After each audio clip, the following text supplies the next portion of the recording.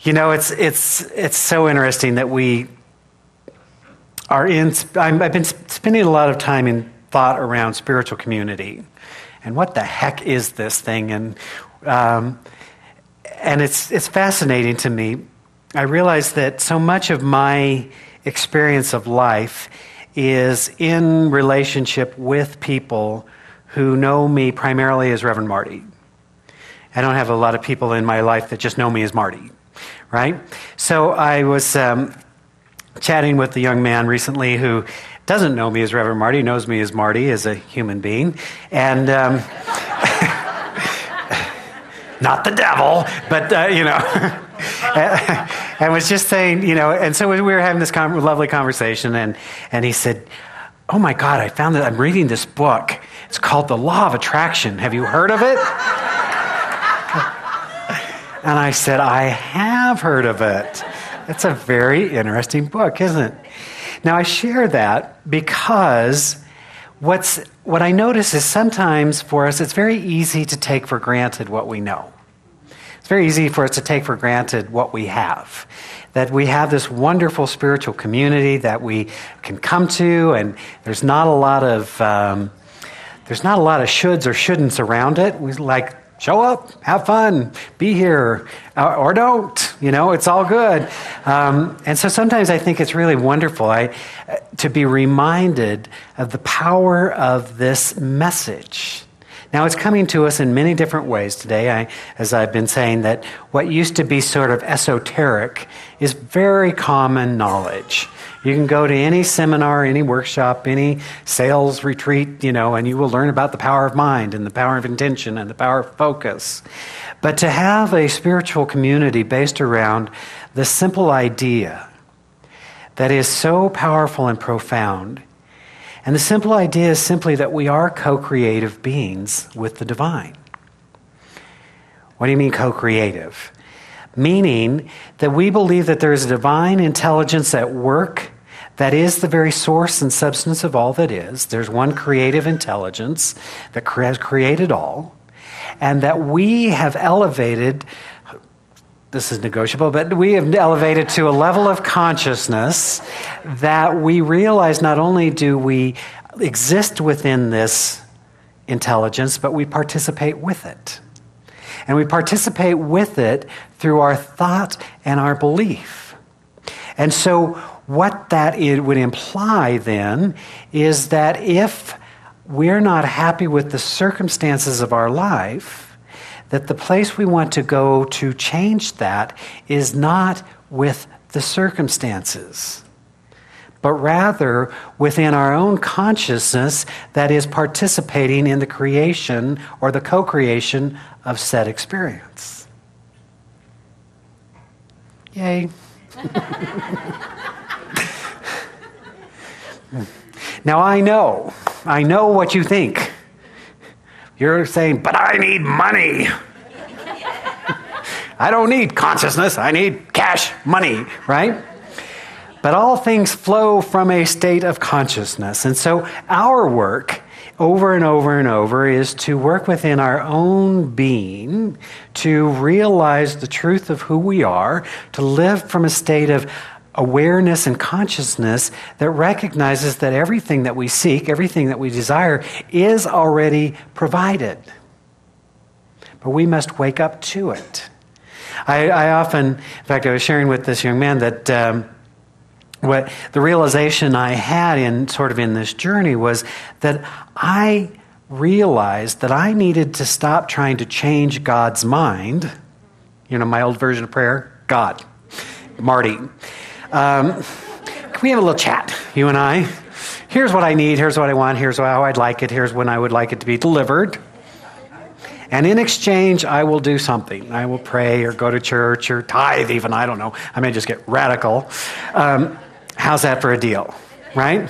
Anybody know that prayer? Or some version thereof? To then realize that I don't need to change the mind of God, but rather I need to change my own mind about the nature of the divine. To stop seeing God as some man, or woman for that matter, that lives outside of myself, floating around on a cloud somewhere, granting some wishes, withholding others. To realize that we're just simply living in a universe of spiritual principle. And that spiritual principle is unfolding according to its own design and according to its own nature. So as I said, we have evolved to a level of consciousness that we are aware, and we are aware that we are aware. And now we get to move into the realm of choice. So we realize that if we don't like what's happening in our life, that we can choose to have it be different. Do you know how freeing that is? Do you realize how many people don't know that? They think that they're totally at the effect of what's going on. They think they're at the effect of the economy. They think they're at the effect of the political system. They think they're at the effect of everything around them. And so when you're in that place, you think that life is going to make your life better or worse. But when we move into this new state of being, this new state of consciousness, we recognize that one of the powerful gifts that we have been given is the power of choice, the power to choose our reality. And what I love about our teaching is not only that it says, hey, it can be different, but over and over and over, we're providing opportunities for us to be engaged and to learn how to make it different. You see, we say often that we're not here to tell you what to think. We're here to teach you how to think. That if we think differently, in other words, if we formulate a different belief system, then because there's an impersonal law of mind at work, it brings about circumstances that support the new belief. See, Jesus said it to us very simply when he came, and he said, "It is done unto you as you believe."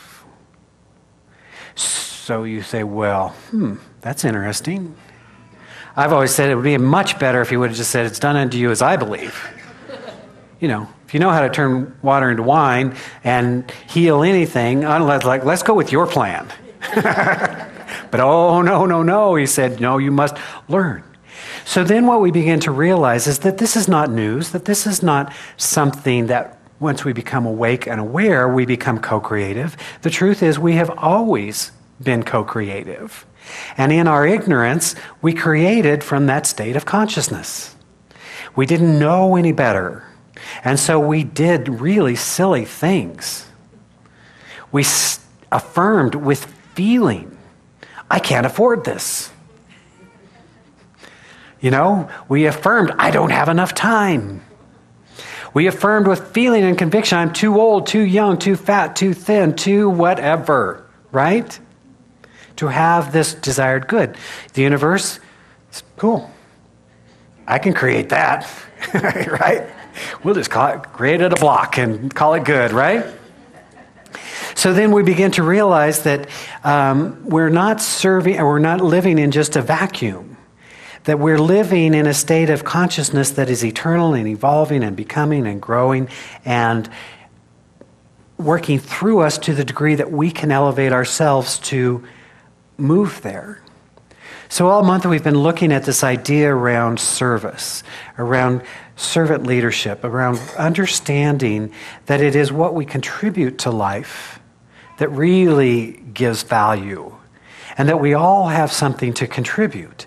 That life really starts to move forward when we learn to be of service to others, to be able to put others' needs in place of ours. You see, what I find is that when we go into that state of consciousness of fear, it's a fear-based idea that there's not enough, and I will do whatever is necessary to get mine, whether it's not enough love, or not enough money, or not enough health, or not enough whatever, we move into a fear state of consciousness, and then we start to try and create that, or to get it. Maybe we even bend the rules a little bit. But when we're in a state of abundance consciousness, we realize that through our giving, our good returns to us.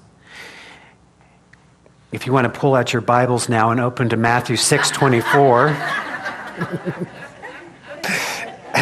No? Okay.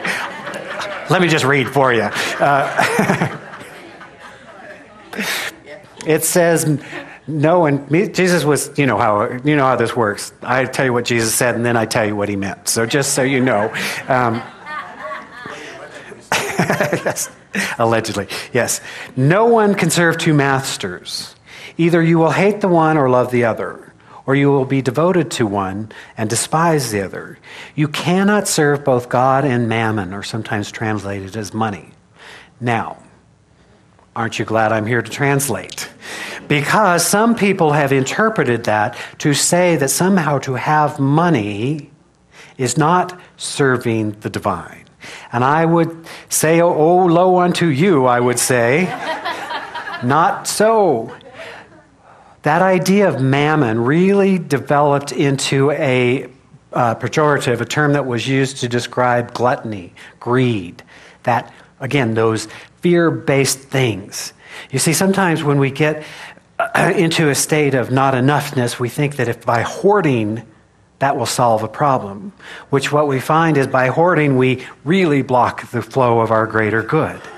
That abundance truly is about being in a state of flow, of allowing, of letting good come to us, letting good go from us. And nothing helps more than giving and being of service to get that flow going. So it is not that he was saying you can't have money. It is that we want to have our attention and our intention behind the consciousness around how we use anything, that we are but stewards of the good that has been given to us. I read a story about a woman whose name, since I've not taken Mary Baird's course, is somewhere in the nether regions of my mind, but I do know, here's what I do know about her. She lived in Menlo Park, California. I don't know why. Some of you that have reached a certain age of maturity realize that some facts come easily and some live in some other place. But anyways, nice lady. Let's just call her nice lady.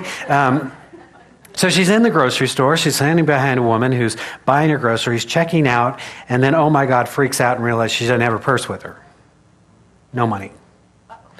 And probably had a bad day, was kind of having a meltdown. And the woman behind her, nice lady, said, oh, honey, don't worry about it. I got this. And so she paid her bill, $207. Nice lady, huh? So she said, listen, don't worry about it. You can just send me a check. And she gave her the information. And in her mind said, you know, if nothing else, I've done my random act of kindness, and so it's all good. Kind of wrote it off. A few days later, she receives in the mail a check for $300. And the woman said, thank you. That was such a gracious and kind act of service. I can't tell you what a difference it made for my day. I've enclosed a check. Take the extra and go get yourself a massage. Sweet, huh? Now, nice lady says, So she goes online, Facebook or some other thing, and says, you know, I've received this extra gift, but I'm just feeling like I want to do something with it. What would be a good something to do with the money? Somebody suggested give it to the food bank. They're really struggling right now. So she took her $93 that was given to her and decided she would match that $93 and sent it to the food bank. She shared this experience, and what generated out of that was the $93 Club, an idea about giving of our good in service to others. So it caught on. Several people saw this. A little kid saw it, gave 93 cents, because that's what fit for his budget. Another woman saw it and gave $930. Another woman gave 93. And all of a sudden, this idea began to form. Somebody recently gave a check for $9,300. And this year, they expect the $93 Club will generate around $200,000. Think about this. One simple act of service multiplied over and over and over. That is true abundance. That is that willingness to share, to grow, to live in the present, and to realize that we always have enough, that we live in a state of grace. So when Jesus is speaking to us about who will we serve, It's not that we can't have money. It's not that we can't have abundance. But the crazy thing is if we try and get the thing we want, very often we chase it away. Before I was an enlightened soul, I used to take the approach to relationship that if I hunted them down and stalked them, surely they would love me.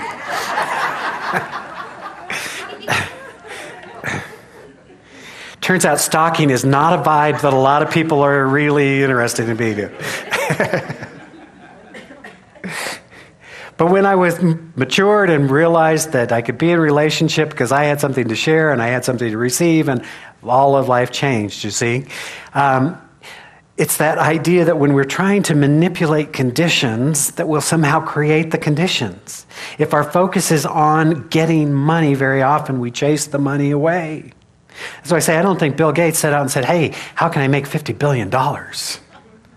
What's the best way to get there, right? He had an idea. Steve Jobs had an idea. People have ideas. In fact, it's interesting. I was reading an article by Thomas Friedman, and he was talking in a different context, but he said something that was really struck me, and he said, if you look at these multi-billion-dollar businesses that are showing up today, if you think about Facebook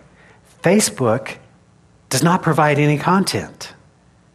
Uber, if you're familiar with Uber, is replacing taxis. They have no taxis. They have no inventory. They connect. There's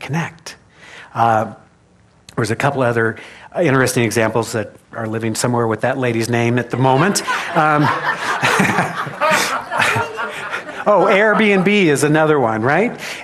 This idea that if you have a place in your home that you'd like to rent and somebody would like to share or find lodging in a place, we can be connected.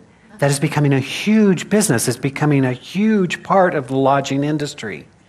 No stuff, just connection. What that says to me is that we are moving into a radical time of change and evolving. And what we know is that life is about connection. I talk about this all the time, but that we're in a global nervous system.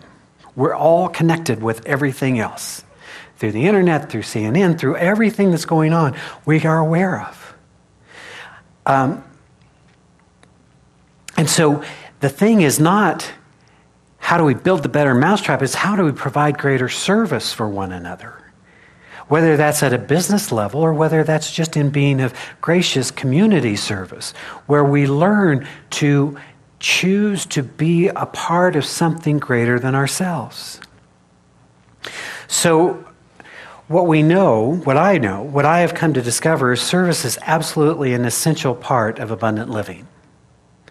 That we don't really experience true abundance, as I would define it, until we learn to serve others. Until we learn to match the needs of our community, of the world in which we lived. Through small and simple acts, whether it's through this community or whether it's in the larger world, we invite people to move into, that's why we hold it as one of our 5 pillars. See, I don't realize we don't talk about the 5 pillars of our spiritual living very often. But what we hold is kind of what the spiritual life looks like for us. We don't have a lot of doctrines. We don't have a lot of dogma around it. We don't have a lot of rules. We're not concerned with what kind of underwear you wear or what you cover your head with. Right? Might as well just slam everybody, right? But and I don't mean that as a bad thing. I'm just saying, that's what religion does. Religion says, wear this, stand here, right?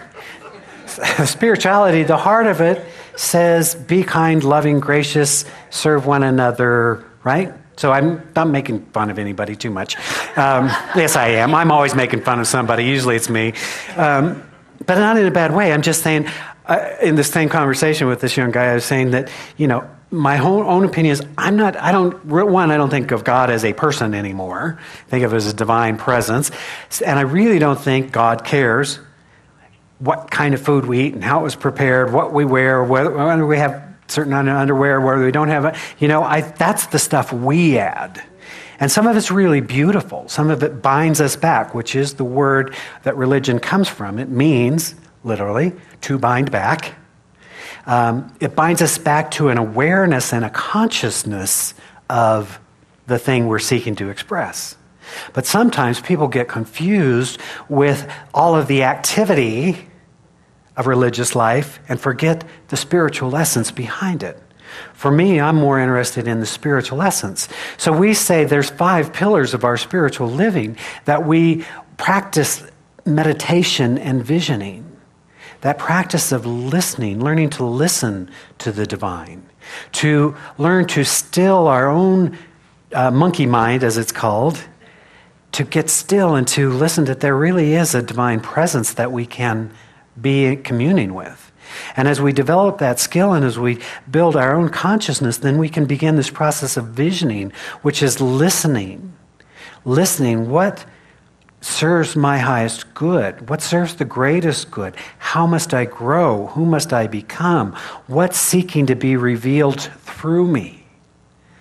Ernest Holmes said very powerfully many years ago, God can only do for you what she can do through you. He didn't say she, but he would have, right? That the divine can only do through us.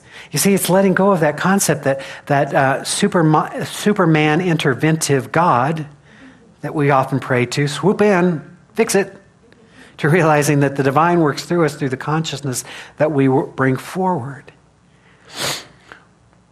The second pillar is the one of sacred service, of being of service to others, of giving graciously. Is the third pillar, is generous giving. We realize as spiritual community that we co-create this place. There's no secret spiritual bank account that lives somewhere that sends us a check. It comes through the generosity and the contribution of our community. It's a beautiful thing. We practice study.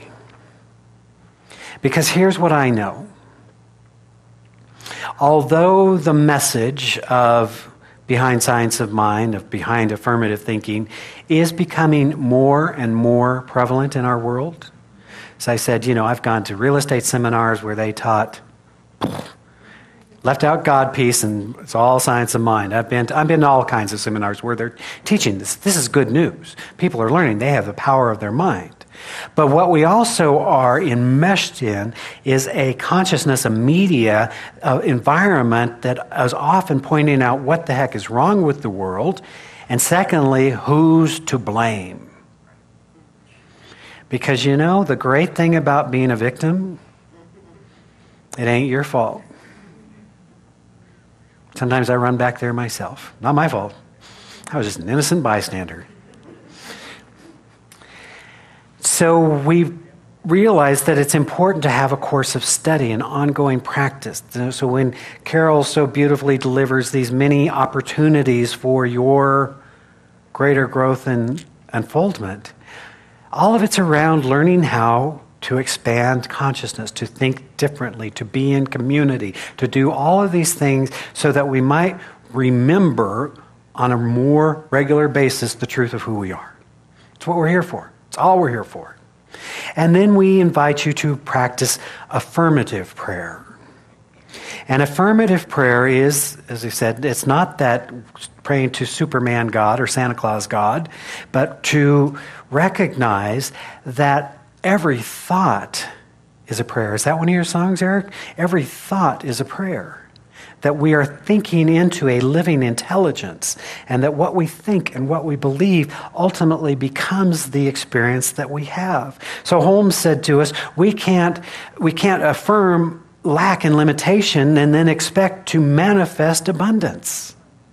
It would be contrary to the way things are. It would be like saying, I know there's a law of gravity, but I'm going to step off this stage because I'm different. The law of gravity may have a different opinion. And I'm pretty sure the law of gravity's opinion would win this argument. Pretty sure. I'm still working on the levitation. When I get there, I'll show that skill off for sure. Right? So those are the pillars that we use. That is what we're here for. That's what we're creating. One of those components is of being of service, of learning to give, learning to share, learning to co-create something that is greater than any one of us.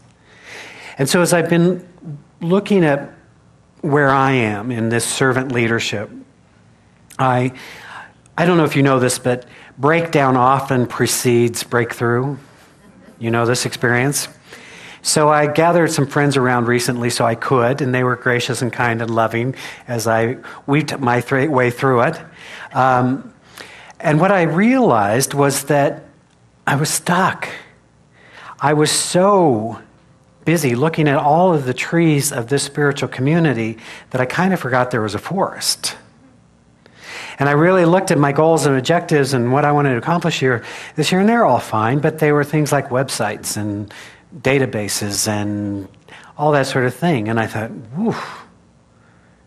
Now, we should have a good website. We should have databases that work, all that sort of thing. But that's not my purpose. And so we are reimagining ourselves. We are re-imaging ourselves, and you'll be hearing more about this, that it is time, as I've shared, that it is time for us to take that next step in spiritual community. It is time for us to own that we are a living presence in our community and that we're outreaching to help those who are so thrilled to find out there's a book called The Law of Attraction, and it tells you how to do it. How cool is that? Blown away that there's a thing called Center for Spiritual Living. I think we have work to do. And it's not in service to the ego, it's in service to the uplifting of humanity that we become a more conscious place. And we have a part to play in that. So I've been looking at that, and I really realized that there's 3 ways we do that. One is by practicing presence.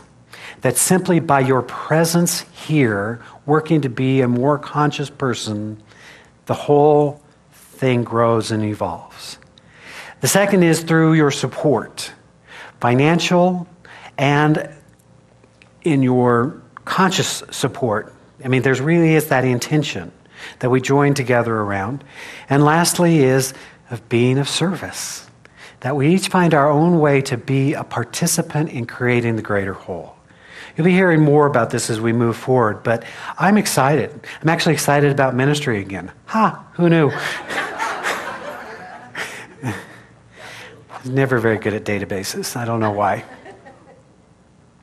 You see, here's what I would leave you with. This idea that nothing exists in a vacuum. There is a quote that I used this week, actually, that's kind of lovely. By Jean de la Bruyere. Thank you. How'd I do, Carol? Not good. Well, for a white American guy, give it, not that bright in the first place. We do what we can. And it says this. It says, it is very rare to find ground which produces nothing. If it is not covered with flowers, fruit trees, and grains, it produces briars and pines. It is the same with humanity. If one is not virtuous, one becomes vicious. You see, there's no middle ground. It's like we're either moving forward or we're not. You know how this works. So it is important to be in spiritual practice. It is work, but it's a good work to do it. And so beneficial, not only to our own lives, but to those around us. So I was reminded, that what we teach is called new thought, but it's not really new thought. It's old, ancient wisdom, right? It has been with us for a very long time. And so as I was going through my notes, I came across a lovely prayer I've used before, but I really love it because it speaks to this essence. And it was written by an Essene. Now, some people believe that Jesus was a part of the Essene community. Some people believe everything about Jesus. But this group says, perhaps he studied. They're a very wonderfully enlightened group of souls. And so listen, I want you to listen to this prayer, and then we'll go into our prayer. It's from the Lost Gospels of the Essenes. Blessed is the child of light, who is wise in mind, for he shall create heaven. The mind of the wise is a well-plowed field, which gives forth abundance and plenty. For if thou shows a handful of seed to a wise man, he will see in his mind's eye a field of golden wheat. And if thou shows a handful of seed to a fool, he will only see that which is before him and call them worthless pebbles. And as the field of the wise man gives forth grain in abundance, and the field of the fool is harvest only of stones, so it is with our thoughts. As the sheaf of golden wheat lies hidden within the tiny kernel, so it is with our thoughts. As the sheaf of golden wheat lies hidden within the tiny kernel, so is the kingdom of heaven within our thoughts. If they be filled with power, love, and wisdom of the angels of the heavenly Father, so they shall carry us to the heavenly sea. We're given the opportunity to look at what is. And sometimes we can only see what's in front of us. But sometimes as we become more spiritually aware, as we do this spiritual work, we begin to see a handful of seeds is indeed a whole wheat of harvest, a whole field of harvest. That we're living in divine potential all the time, and we are one with this. So as always, I just simply bless you on this journey. Know that you are loved and supported in being fully who you are. Let us pray. As we turn inward, and we honor and acknowledge this one life, this one power, this one presence. I am reminded that it is in this presence and in this power that we live and move and have our being. That it is in us as we are in it. That which we seek is also seeking us. So in this moment, we open our hearts to the presence of unconditional love, to the presence of divine wisdom. We are bearing witness to the magnificence and the glory of the divine. And we are remembering that we are not somehow separate from this presence, but we are one with it. And because this is true, we can speak this word with power and clarity and conviction. For we are sensing the field that is white with harvest. We are sensing and knowing the divine intelligence that is coursing through our brains, manifesting itself as every cell and every system, that is seeking its highest revelation through us and as us right here and right now. And so we speak the word of truth. We recognize that wholeness is the order of the day. We call forth that wholeness as health, as well-being, as vitality, moving, coursing through us at every level of being. We recognize and know right here and right now that we are abundant beings, because we are one with the source and with the substance of all good. And so joyously we give and graciously receive of this divine bounty. We recognize and know that we are but stewards of divine good. I'm bearing witness to the presence of love, this absolute, unconditional love that heals and transforms our lives as we tap into it, as we recognize it's the very nature of who we are. And so fully and freely we forgive ourselves and others. We move into a state of grace, into a state of consciousness, into the realization of spiritual truth everywhere present. We allow our lives to be healed and transformed. We release that which no longer serves us. And we embrace a bright vision of possibility, moving confidently in the direction of our dreams. We are blessed beyond measure. And so as we bear witness to this truth, we give thanks for the many blessings in our lives. It is but natural that we would extend a blessing, and so we bless this spiritual community. We accept the divine mission to be a healing presence in our community and in our world. We extend a blessing to all of our brothers and sisters around the planet, holding that high vision for a planet at peace and for a world that works for all. That we move beyond the current level of consciousness of separation into the consciousness of unity and brotherhood and sisterhood. And as is our custom, we bless all priests, rabbis, ministers, teachers of all faiths. We know that there are many pathways to the divine. And so we honor and celebrate each unique path. And we name them good and very good. It is in joy and gratitude, then, I'm simply giving thanks, releasing this word into the law of mind, declaring it as so, as together we say, and so it is.